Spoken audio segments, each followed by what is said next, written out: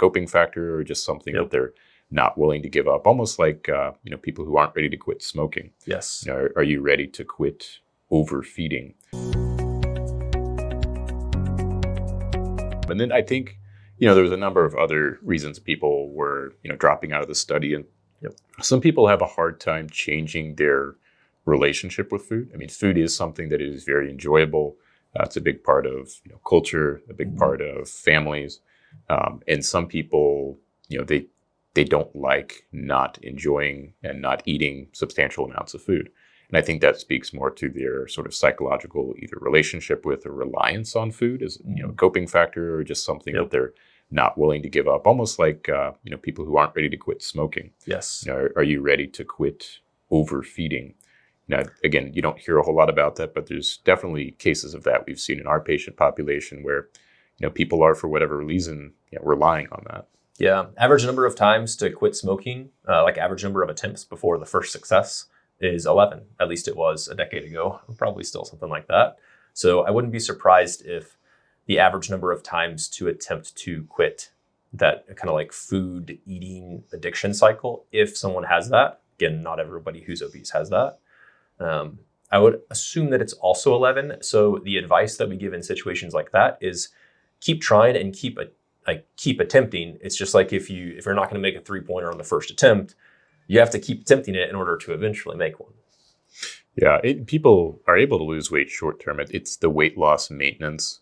And sometimes the GLP-1 is something you use in a damage control mode. So you got a person who has their blood pressure is elevated secondary to their weight, and you're really starting to see these health risks pile up.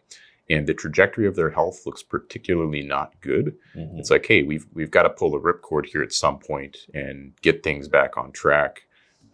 Just predicting, what's going to happen if nothing changes. It's like, well, we don't want this little 5-pound weight regain to turn into 20 pounds, 30 pounds, 40 pounds. There's lots of people that have lost 50 pounds, gain it back, lost 100 pounds, gain it back. It's fairly a common story that you hear when people are just not able to maintain the weight loss.